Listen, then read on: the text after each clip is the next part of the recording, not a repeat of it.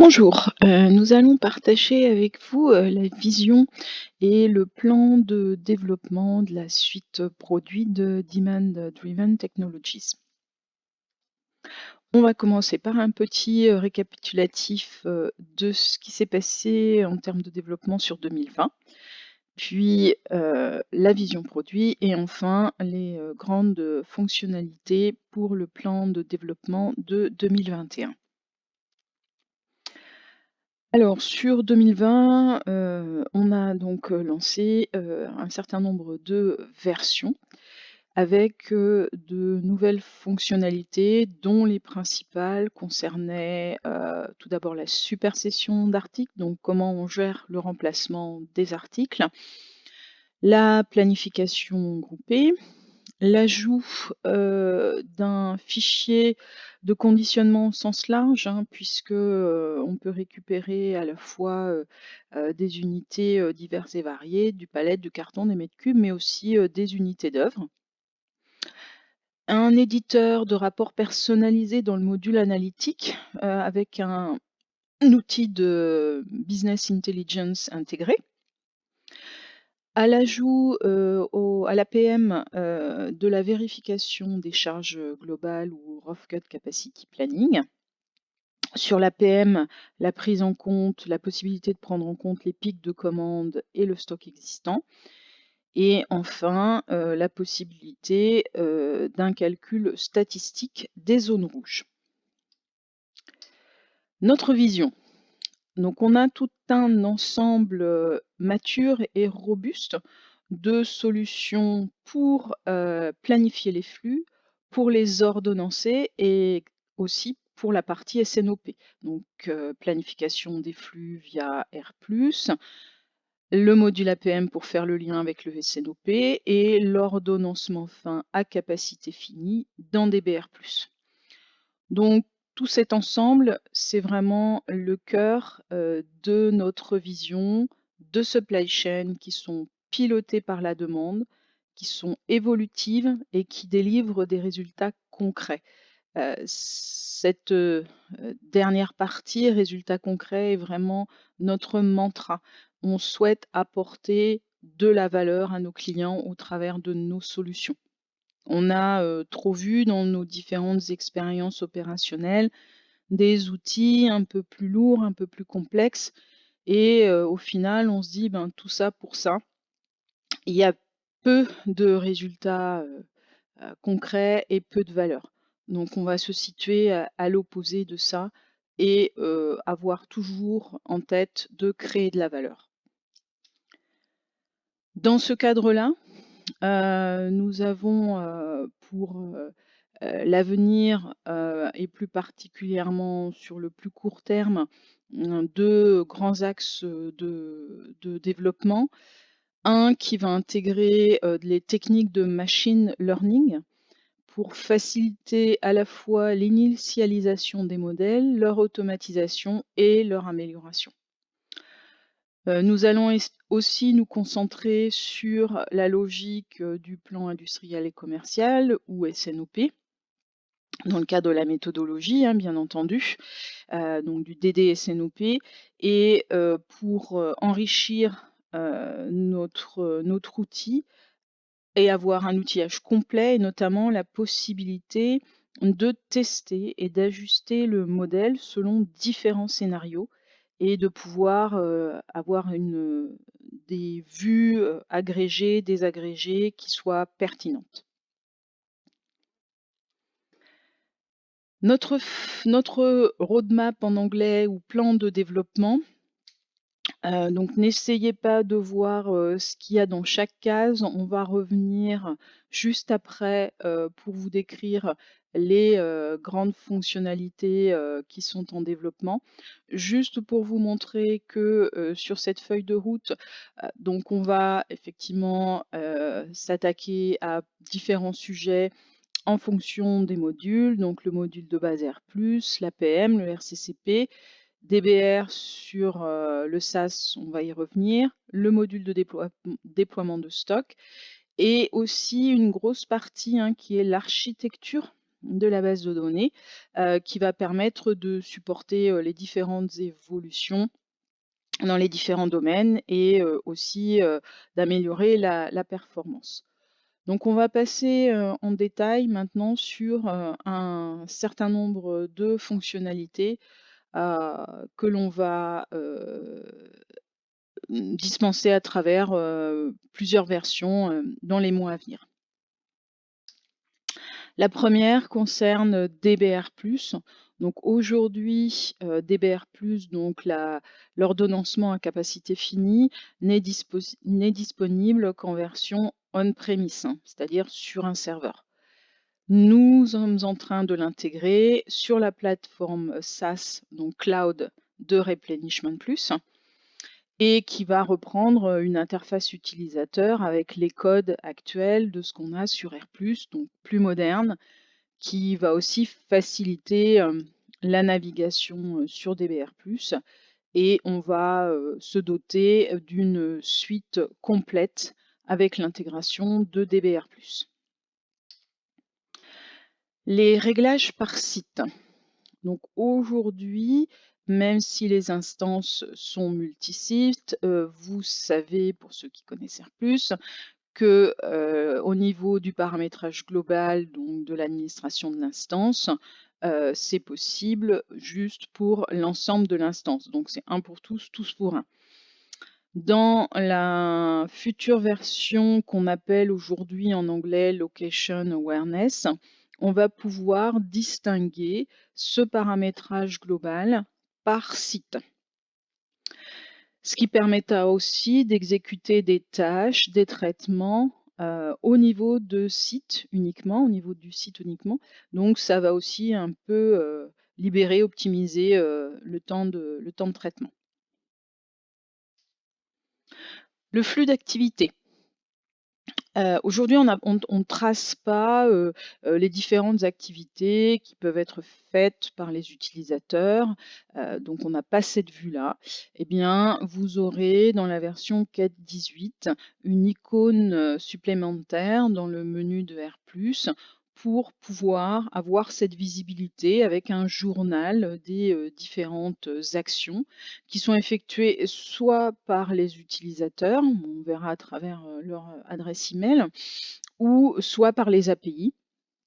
On verra aussi les différents traitements et tâches d'arrière-plan qui ont pu être effectués. Donc ça veut dire qu'aujourd'hui, toutes ces tâches traitement d'arrière-plan, on le voit par un message sur les écrans indiquant qu'il y a le MRP qui tourne, qu'il y a la mise à jour des articles. Donc tout ça maintenant sera visible à travers ce menu-là et ne viendra plus perturber entre guillemets les écrans. Le multisource. Dans R+, aujourd'hui, on a un fournisseur principal qui est associé à un article et cette association reste valide de bout en bout. On ne peut pas avoir plusieurs sources d'approvisionnement pour un article. C'est ce qui va changer avec l'ajout de cette fonctionnalité multisource. Les utilisateurs pourront maintenir une table de sources alternatives pour les articles, et ce qui permettra aussi d'associer des pourcentages par fournisseur. La sélection de ces sources sera aussi disponible lorsque l'utilisateur souhaite créer une commande personnalisée. Il pourra choisir un fournisseur différent du fournisseur par défaut qui est associé à cet article. Les dates d'expiration. On a de plus en plus de clients qui sont confrontés à cette problématique de gestion des expirations de l'eau. Donc aujourd'hui, on sait le gérer dans R+, avec un petit contournement qui consiste à générer dans l'interface des demandes fictives avec une date d'échéance correspondant à l'expiration du lot.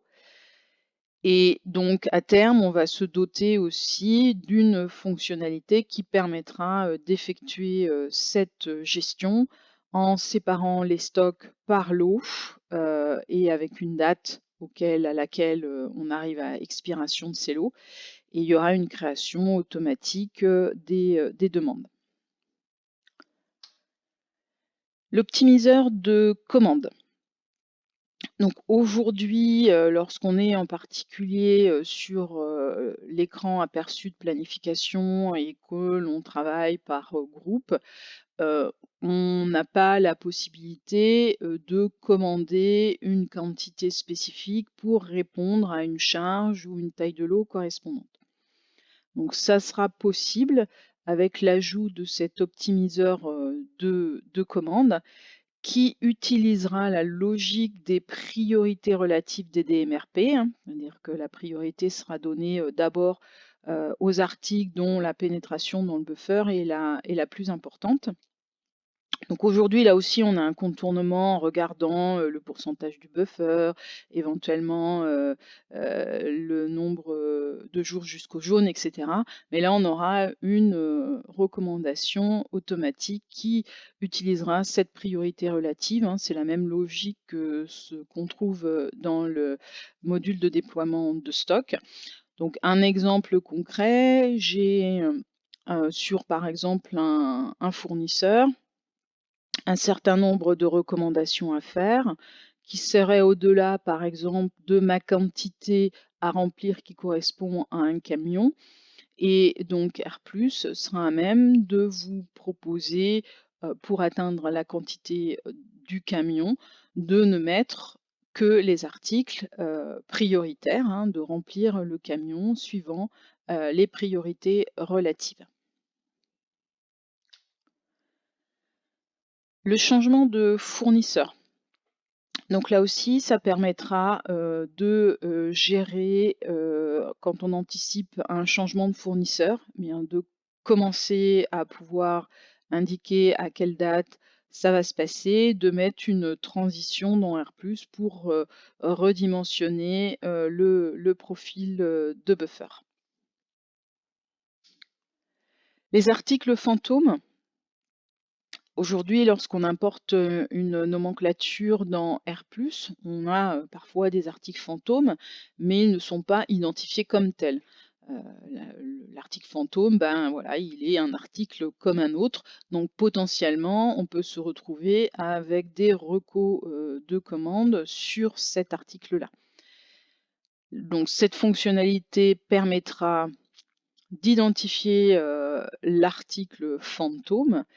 Et avec cette identification, il sera ignoré par le MRP, on n'aura pas de commande générée sur ces articles fantômes.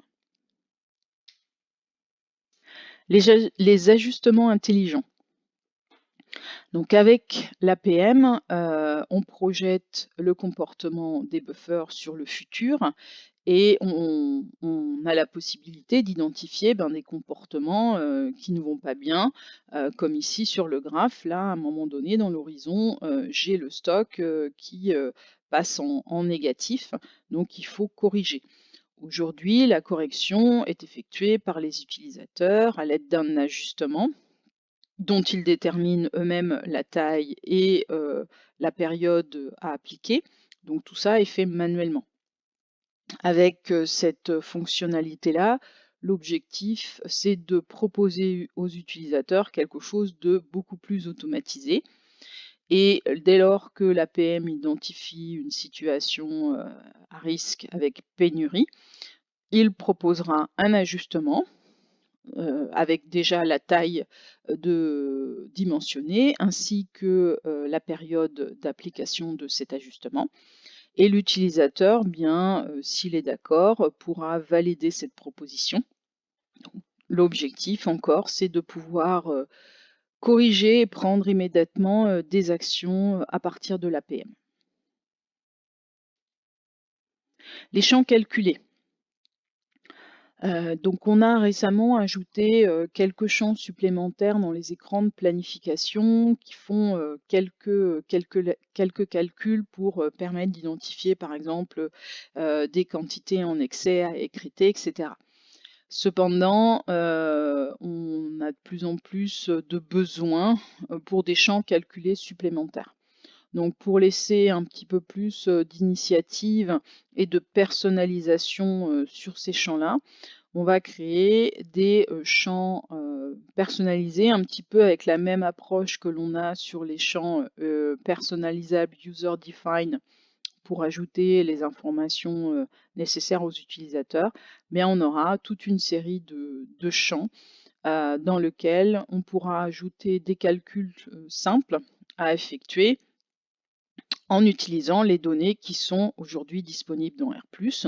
Donc là, on avait un exemple pour, donner, une valorisation au stock. Donc on va prendre, la quantité, de stock multipliée par le raw material cost et vous aurez une valeur, qui vous permettra d'avoir des informations, complémentaires si besoin dans, les écrans de planification. Simulation rétroactive. Aujourd'hui, on n'a pas dans R+ un moyen de tester, des, changements de paramètres qui pourraient être pertinents sur des articles et de regarder par exemple, si j'assigne à un article un nouveau profil de buffer, est-ce que, ça va être, pertinent? Est-ce que, j'ai rien qui me permet de valider, que ce choix-là serait meilleur que, le choix actuel? Donc cette nouvelle fonctionnalité permettra de visualiser, ces comportements lorsqu'on, changera, un profil de buffer, si on y ajoute un ajustement de zone, si on change la méthode de calcul, du besoin moyen jour, du minimum de commandes. Donc on sera dans un mode de test, hein, donc de bac à sable. Ça permet de regarder, de voir et ensuite après, de valider, ce qui est le plus pertinent. Donc voilà ce que nous, souhaitions, partager avec vous pour les, grandes fonctionnalités sur lesquelles nous travaillons, en 2021 et qui, vont, au fur et à mesure là de l'année, être inclus dans les versions. Merci pour votre attention et puis, si vous avez des questions, on va y répondre.